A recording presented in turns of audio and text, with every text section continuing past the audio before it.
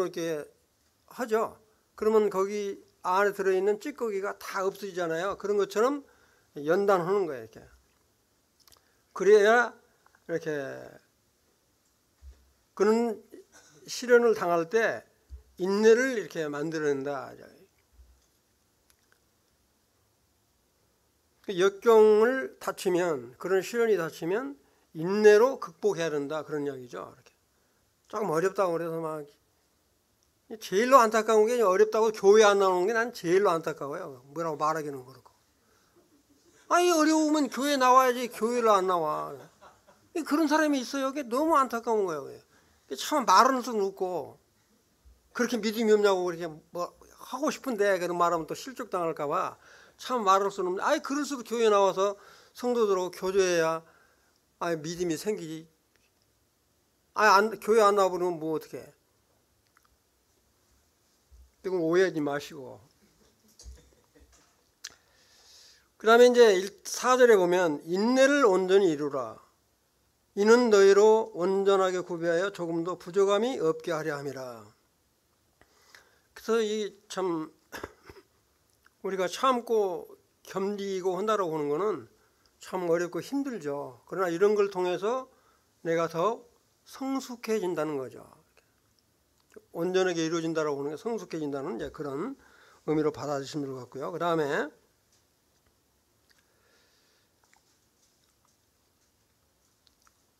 이제 5절에 보면 너희 중에 누구든지 지혜가 부족하거든 모든 사람에게 후히 주시고 꾸짖지 아니하시는 하나님께 구하라. 그리하면 주시리라. 이건 이제 뭐 일반적으로 여러분 잘 아시는 부분인데 정말 우리가 지식도 필요하지만 이 지식을 통해서 우리가 갖는 이 지혜롭게 행동하는 거 이거는 뭐 성령님이 우리 안에서 역사하실 때 이런 지혜가 나오죠. 하나님께서는 지혜의 근본이라고 그러잖아요. 그래서 우리가 하나님의 말씀을 많이 묵상을 해야 되고 그런 걸 통해서 우리들이 지식도 중요하지만 정말 지혜롭게 처신하고 하는 것은 더 중요하다. 이런 걸 말씀을 드리고 싶고요. 1장 6절에 보면 오직 믿음으로 구하고 조금도 의심하지 말라. 의심하는 자는 마치 바람에 밀려 요동하는 물결과 같으니. 이건 우리가 이제 기도할 때도 많이 쓰는 말이잖아요. 더 설명이 안 해도 쉽게 이해할 수 있는 부분인데 정말 우리가 의심하면서 기도하면 안 되잖아요. 나 이거 주님이 기도하는데 해 주실 건가 말 건가 이렇게 기도해서는 안 된다는 거죠. 온전히 이루어질 걸 확신하면서 기도를 해도 들어줄 말도 하는데 의심하면서 기도하면 그건 안 되잖아요. 이게 두 마음을 품는 거죠. 그건. 내가 주님을 믿는 것 같이 하면서 또 한쪽으로는 주님을 테스트하는 것처럼 이런 건 안 된다는 이야기예요. 참 야고보가 이런 말을 너무너무 참 신기하게 잘했어요. 믿음으로 구하고 의심치 말라 하는 거. 우리 구하면서 그러잖아요. 이렇게 기도하면서도 이 주님이 지금 들어줄 건가? 이런 마음으로는 하지 말라는 거예요. 나한테 하는 소리 같은데. 그러니까 이 말은 한마디로 말하면 세상과 하나님과 사이를 왔다 갔다 하는 이런 마음. 두 마음을 품는 이거는 절대 아니다.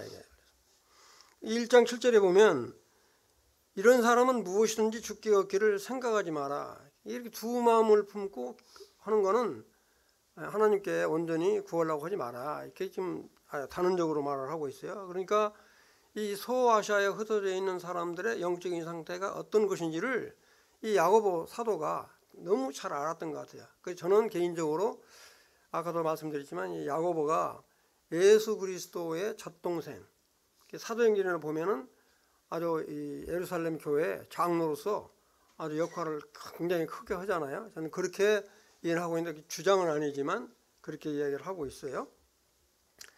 그 다음에 1장 8절에 보면 두 마음을 품어 모든 일에 정함이 없는 자로다. 이거는 금방 말씀드린 바같이 두 마음이라는 건 뭐예요? 두 영을 갖는 거, 두 마음 이렇게 갖는 거는 안 된다 이거죠. 그래서 이런 마음은 한쪽 마음은 세상에다 두고 또 한쪽 마음은 하나님께 양다리 걸치는 이런 거는 하지 마라 이렇게 말씀을 지금 하고 계세요. 그 다음에 9절에 보면 낮은 형제는 자기 높음을 자랑하고, 이 표현이 어떻게 이해를 하셔야 되냐면 여기서 낮은 형제라고 하는 거는 무슨 말이냐, 이스라엘 사람, 유대인으로서 예수 그리스도를 믿음으로 핍박을 받으니까 사회적인 직위가 아주 낮을 수밖에 없어요. 사회적인 직위가 낮은 형제. 그 다음에 그런 사회적인 직위가 없으니까 직업이 올바른 직업도 오고 그러니까 결국에는 가난하잖아요. 이렇게. 그래서 여기 낮은 형제는 하는 말은 사회적인 직위도 없고 그 다음에 부하지도 않는 이런 형제는 뭐라고 그랬어요? 자기 높음을 자랑하고 그랬어요. 이런 사람이 자기가 높다고 이야기하면 높음을 뭘 자랑하겠어요? 예수 그리스도를 믿는 이거가 아주 높다는 거죠. 이렇게. 그런 자신감 있으세요? 내가 비록 가진 거 없지만 정말 우리 주 예수 그리스도 하나님을 내가 믿는 그런 자다. 그런 자의 신분을 갖고 있는 거다라고 하는 그런 높음을 자랑하라는 거예요. 그럴 수 있어요? 이렇게 어렵고 힘들고 그러면 그냥 맥 빠져가지고 죽는 사람처럼 하는데 그러지 말라는 거죠. 이렇게 낮은 자라고 할지라도 정말 하나님 아버지를 나의 아버지로 모시고 있는 나는 아주 높은 자다. 그러니까 높음을 자랑하는 거야. 나는 예수 그리스도를 믿었다고. 옛날에는 이제 그런 일도 있었죠. 직장에 가지고 정말 이렇게 떳떳하게 이 점심때 식당이 큰 데서 기도하는 사람들이 별로 없어요. 이렇게. 손가락질 받을까봐. 그게 얼마나 그래요? 그런 것처럼 정말로 우리 주 예수 그리스도를 믿는 것을 아주 존귀하게 여기고 자랑을 해야 되는데 그렇지 못하는 그런 경우를 들어서 지금 말씀을 하고 있는 겁니다. 낮은 형제는 자기 높음을 자랑하고 하는 거는 정말 비록 내가 사회적인 직위가 낮고 비록 가난한다 한다 할지라도 정말 우리 주 예수 그리스도를 나의 아버지로 모시고 있는 나는 정말로 높은 자다. 그런 긍지를 갖고 살아라. 지금 이야기를 하고 있는 거예요. 그 다음에 이제 10절에 보면 부한 형제는 자기 낮아짐을 자랑할지니 그랬어요. 이게 이제 여기서 말하는 부한 형제라는 건 정말 이런 거죠. 좀 이렇게 고린도 교회 같은 데 보면 그러잖아요. 정말 좀 이렇게 부하게 사는 사람이 있어요. 좀 이렇게 사회적인 직위가 있다고 한다든지 그런 것 가지고 자랑하지 말라는 겁니다. 그런 거 가지고. 그래서 정말로 그런 걸 가졌다고 그래서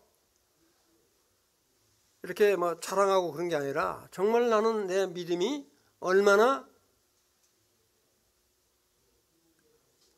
미쳐져 있는가 하는 걸 오히려 더 겸손하게 보라는 거예요. 상태를. 여기 계시는 형제 자매님들은 다 그럴 것으로 생각이 되어지는데, 그 다음에 한마디로 말하면 이런 것, 세상의 그 직위와 부 이런 것들은 뭐라고 그랬어요? 풀의 꽃과 같이 지나감이라. 그게 참 이 요사이 이제 아주 꽃이 경량히 화창하게 피었잖아요. 참 그런 걸 보면서 뭘 느끼냐면 꽃이 한창 필 때는 참 좋은데 시들 때는 이 시들어서 떨어지는 거 보면 너무 우리 인생을 보는 것 같아요. 저는 이제 그런 생각을 많이, 야 정말 늙어도 곱게 늙어야 되겠다 이런 생각을 많이 해요.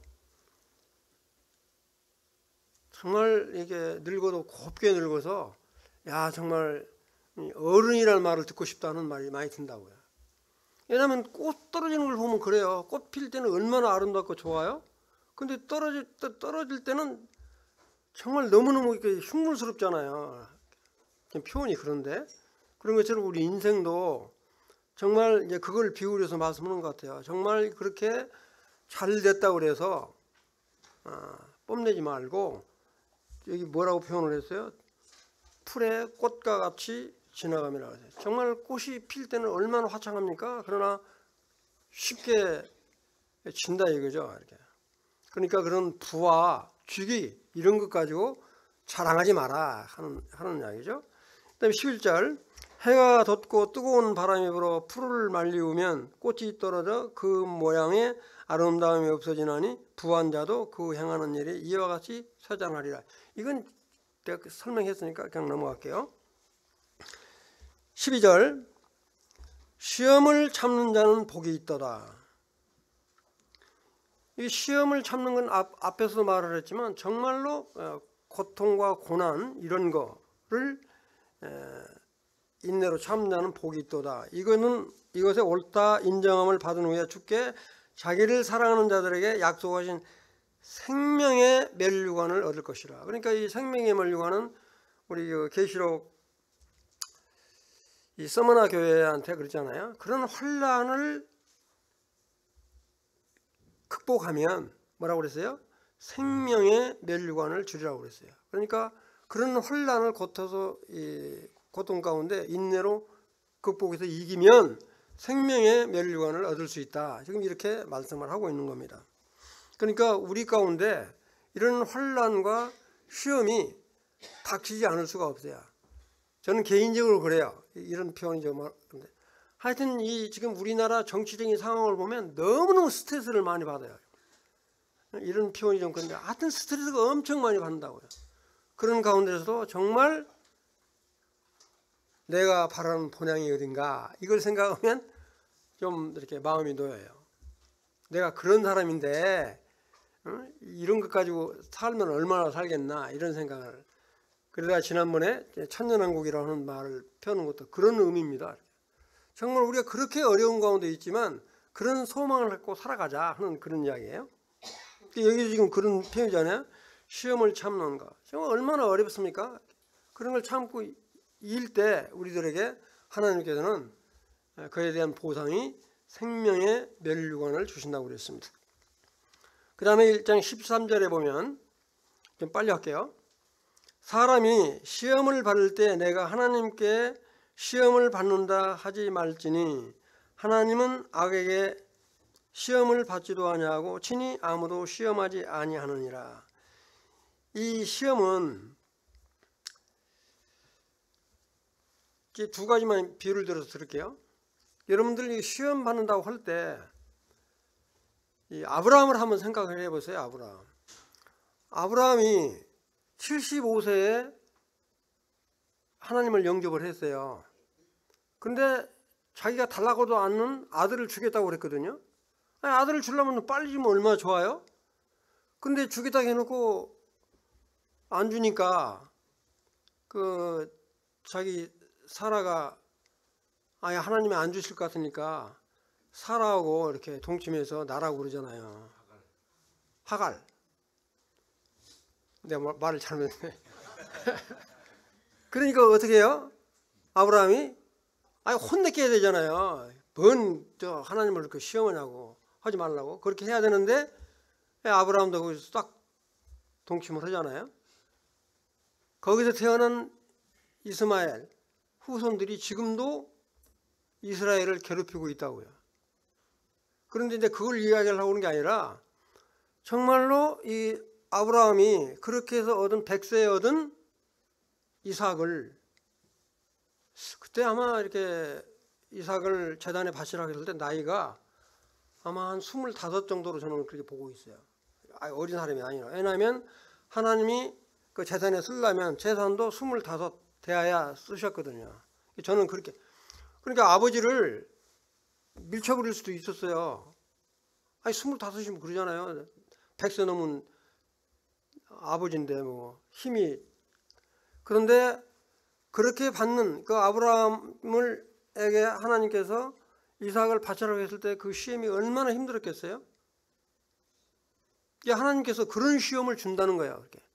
그렇게 연단하기 위해서, 정말 제가 믿음이 있는가 없는가를 보기 위해서 주는 시험도 있다. 그렇게 주는 시험은, 하나님께서 그렇게 주는 시험은 좋을 때 주는 시험이에요. 좋을 때. 그런데 나쁘게 주는 시험이 있어요. 욥도 마찬가지인데, 나쁘게 주는 시험. 예를 들어서 아주 말을 하면은 누구야? 이세벨 같은 여자 있잖아요. 사악한 여자. 그런 사람이 하는 거는 아주 나쁜 시험을 이렇게 주는 거예요.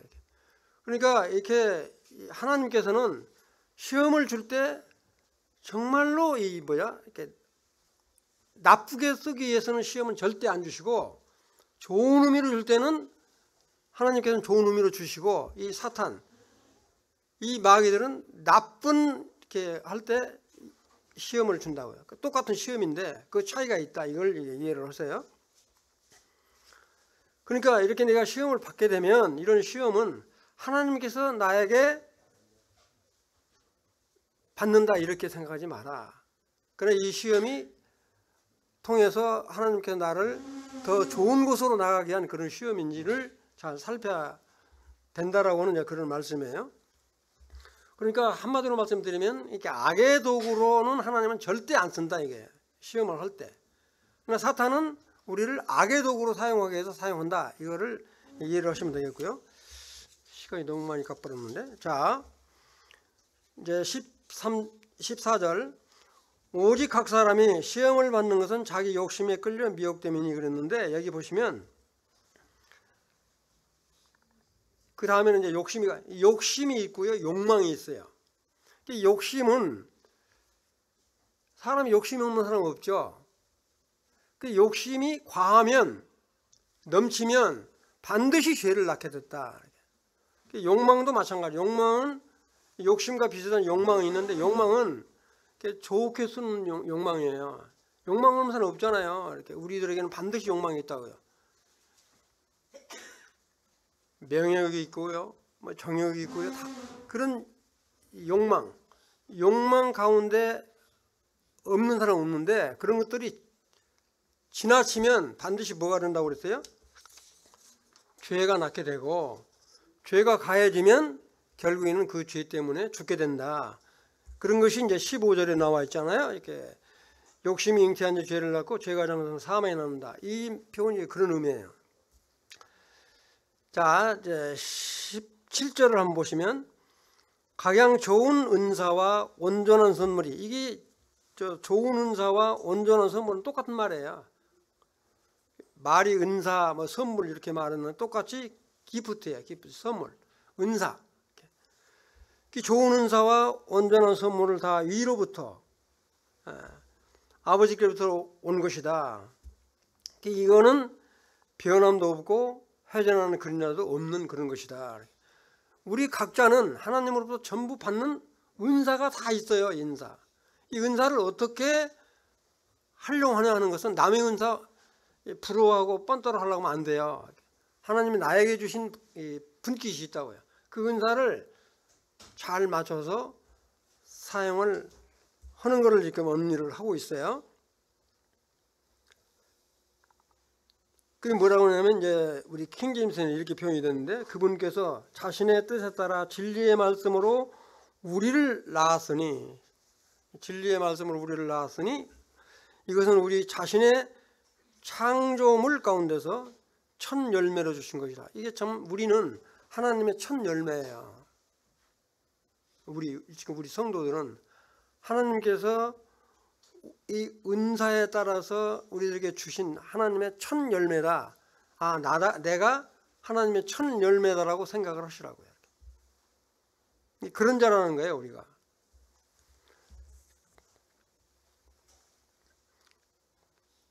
그 다음에 이제 19절에 보면, 이거 좀 건너뛸게요. 20절, 이건 하는 말이니까, 성내는 것이 하나님의 의를 이루지 못함이라 그랬어요. 화내는 것이 여기는 하나님의 의를 이루지 못함이라고 그랬는데, 우리 인간은 잘못을 보면 의로운 분노를 낼 줄 알아야 돼요. 여기 말을 그렇다고 해서 화내는 걸 전부 나쁘게만 보지 마시고요. 정말 우리가 이렇게 아무것도 아닌 일 가지고 화내는 건 잘못이지만 정말로 잘못을 보고 그냥 묵묵부답으로 있으면 안 된다. 그 대표적인 케이스가 우리 주님이죠. 그런 것처럼 이해를 하시면 좋을 것 같고요. 그 다음에 22절을 보시면 너희는 도를 행하는 자가 되고 듣기만 하고 자신을 속이는 자가 되지 말라. 도라고 그러는데 이게 도는 그냥 말씀이라고 생각하세요. 말씀. 하나님의 말씀을 듣기만 잘하고 하나님의 말씀을 잘 듣기만 하고 말씀 듣는 대로 행하지 않는 건 그건 잘못 오는 거죠. 그러니까 하나님 말씀을 들었으면 정말로 이 말씀대로 실천에 옮기는 게 중요하다고 하는 의미예요. 그 다음에 23절, 24절 누구든지 도를 듣고 행하지 아니하면 그는 거울로 자기 생긴 얼굴을 보는 사람과 같으니. 여기서 뭐예요? 이게 이 말씀을 이게 도라고 하는 것은 말씀이라고 그랬으니까 말씀을 듣고 행하지 않는 것은 거울을 자기 생긴 얼굴을 보는 사람과 같으니. 아침에 나올 때 거울 안 보는 사람 없죠? 거울을 보고도 내 넥타이가 확 틀어졌다. 그런데 거울 보고도 넥타이를 바로 안 매고 오면 그거는 잘하는 게 아니죠. 그와 똑같다는 거예요. 하나님 말씀을 듣고 그 말씀대로 실천하지 않는 것은 거울을 보고 잘못된 부분이 있으면 고쳐야 되는데 안 고치면 그건 헛거리요. 그거를 지금 비유로 말씀을 하고 계시고요. 그 다음에 25절에 보면 자유하게 하는 온전한 율법을 들여다보고 있는 자들은 듣고 잊어버리는 자가 아니요 실행하는 자니. 이게 킹제임스를 조금 읽어드리면 누구든지 자유롭게 하는 완전한 법을 들여다보며 그 안에 거하는 자는 듣고 잊어버리는 자가 아니요 그 일을 행하는 자니 이 사람은 자기가 행하는 일에 복을 받으리라. 앞에 있는 말씀과 똑같은 말이에요. 정말 우리가 하나님의 말씀을 들었으면 그냥 흘려버리지 말고 행함으로 나타내라 하는. 그러니까 정말 우리가 율법을 그게 잘못됐다라고 말 거야. 여하튼 하나님의 말씀 그 자체가 같은 게 법이잖아요. 여하튼 말씀을 내가 정말 자유롭게 행하는 것은 아주 좋은 거다 이거죠. 자유함으로, 영적으로. 이거 억지로가 아니라 자유함으로 행하는 것은 아주 좋은 거다. 이게. 26절 누구든지 스스로 경건하다 생각하며 자기 혀를 재갈매기지 아니하고 자기 마음을 속이면 이 사람의 경건은 할 것이라. 우리 이 말은 하도 많이 여러분들 들었을 것 같은데 정말 우리가 함부로 말하는 것 이건 안 되잖아요. 이렇게. 그 혀를 재갈무리라 하는 말은 뭐냐면 입을 함부로 놀리지 마라. 좀 그런 의미예요. 이건 설명이 더 부연할 필요가 없을 것 같은데 정말 필요한 때 합당한 말을 합당하게 해야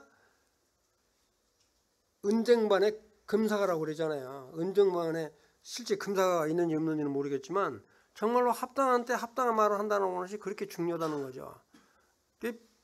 합당하지 않는 말을 그냥 툭툭 내뱉는 것은 아주 참 어렵죠. 이렇게. 그 다음에 27절 하나님 아버지 앞에서 정결하고 더러움이 없는 경건은 곧 고아와 과부를 그 환난중에 돌보고 또 자기를 지켜 세속에 물들지 아니하는 그것이니라. 이 말을 우리 야고보 사도가 1장에 이렇게 언급하는 건 뭐냐면 그때 당시 야고보 그때 당시에 정말로 이 고아와 과부를 돌보는 것은 굉장히 이렇게 귀한 거예요. 근데 이 사람을 이런 사람 이렇게 어려운 사람을 돌보지 아니하는 것은 정말로 정말 믿음이 있다라고 볼 수 없다라고 하는 말까지 하는 거예요. 지금 그러잖아요. 하나님 아버지 앞에서 정결하고 더러움 없는 경건은 믿음을 갖고 있는 그거는 정말 이렇게 어려운 그런 사람들을 돌봐야 된다. 그런 거를 돌보지 않는 거는 믿음의 경건이 없다는 거죠.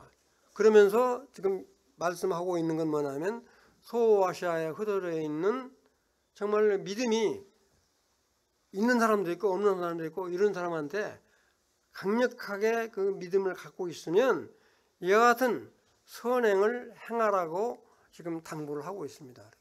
이거는 정말 믿는 성도에게 주는 말씀이다라고 하는 것을 이렇게 확인하면서 말씀을 마치고 문제풀이하도록 하겠습니다.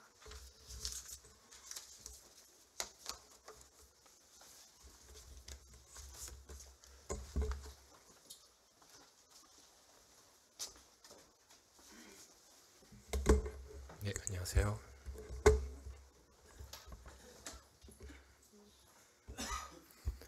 네, 야고보서 1과 문제풀이 하도록 하겠습니다. 네, 첫 번째 문제입니다. 첫 번째는 그 야고보서의 기자는 누구이며 그 기록의 목적과 주제는 무엇인가에 대한 문제인데요. 첫 번째 기자는 예수님의 육신의 형제 야고보 1절을 통해서 좀 유추할 수 있고요. 주제는 그 구원을 가져오는 믿음과 그리고 구원받은 그 성도들의 앞으로의 삶, 즉 그 구원의 열매인 선한 행위에 대해서 말씀하고 있습니다. 목적은 그리고 이제 널리 흩어져 있는 12지파에게 보내는 편지입니다. 야고보서에서 계속해서 나오는 말들이 형제들아입니다.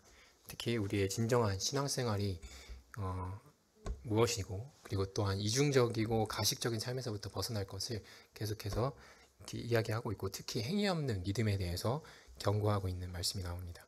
그리고 마지막에 이제 마지막 장에서는 그리스도께서 다시 오실 것을 기다리며 인내하고 굳건하게 그분을 기다릴 것을 이제 말씀하고 있습니다. 다시 말해서 그리스도인의 삶에 대한 지침서라고 요약하면 될 것 같습니다.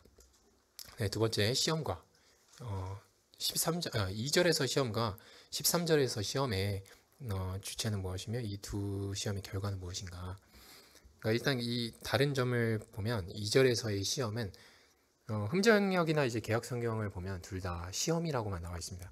하지만 영어 성경이나 그 원문 성경을 보면 이 두 단어를 구분하고 있습니다.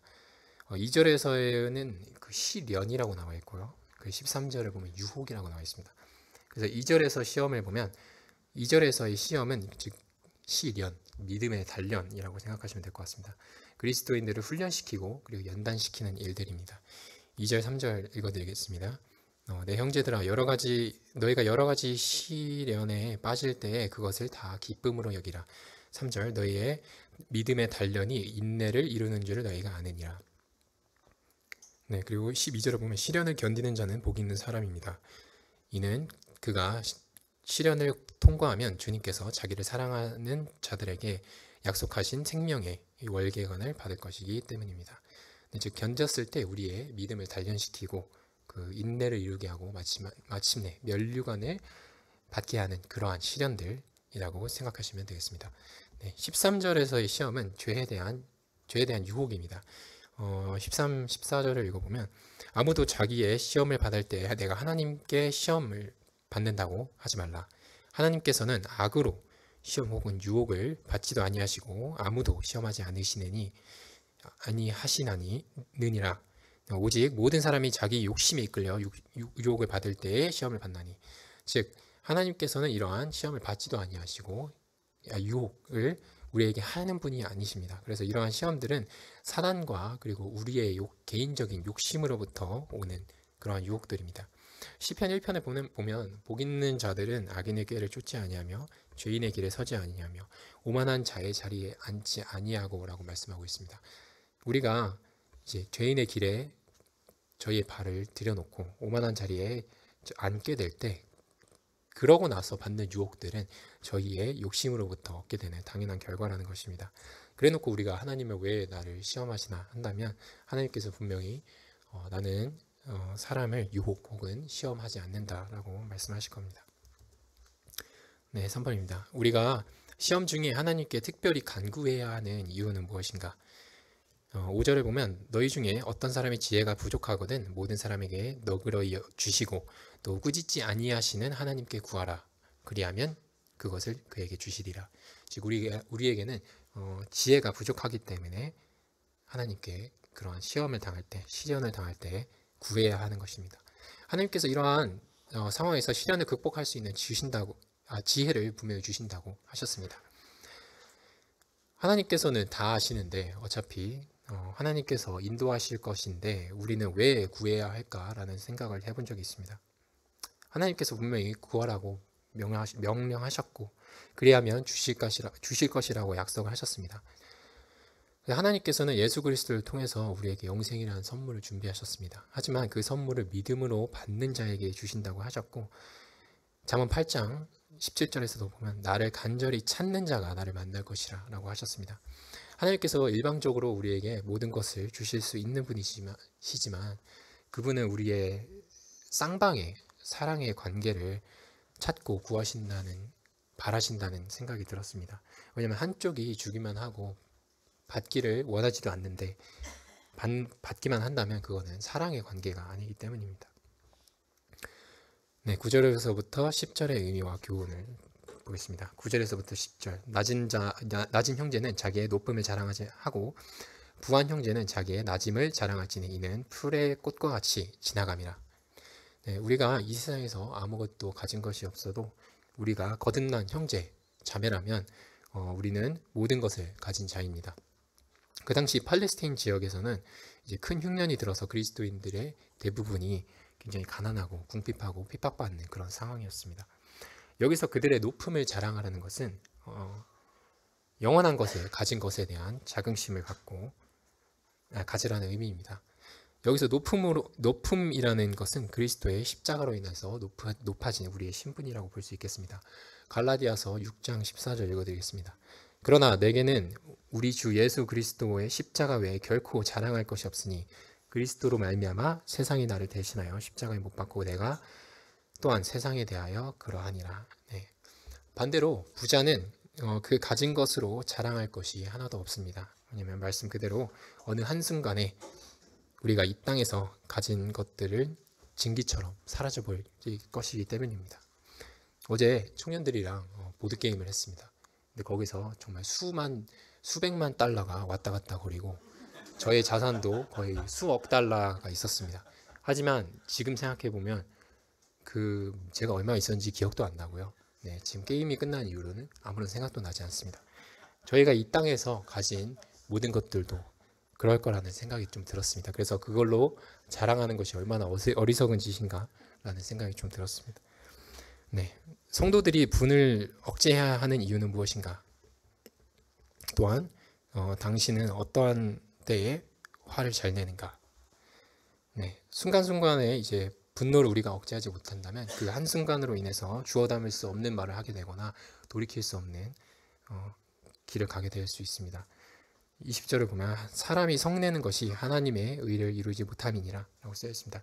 우리가 분노를 통해서 죄를 지으면서 하나님의 일을 한다고 한다면 그 누구에게도 덕이 되기는 힘들 것입니다. 당신은 화를 잘 내는가?